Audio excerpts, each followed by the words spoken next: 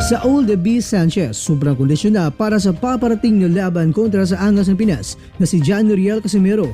Sanchez, nagpakita na ng kakaiba sa kanyang pinasilip na video sa kanyang social media account. Casimero, may pinagtripan na naman na sikat na Amerikanong boksingero at yan ay walang iba kundi itong si Gervonta Tank Davis pa. Dito po galing mga kwento ang mabalitang ibabahagi ko sa inyo. Kaya tara, kwentuhan na!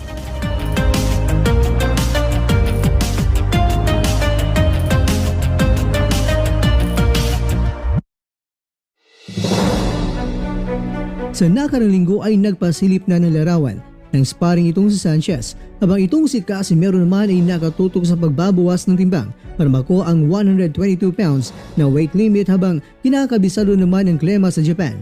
Sa nakarang linggo mga kakwento at ngayong linggo ay wala na pong sparring na gagawin ng angas ng Pinas. Sa nakarang linggo ay may sparring pa itong si Sanchez at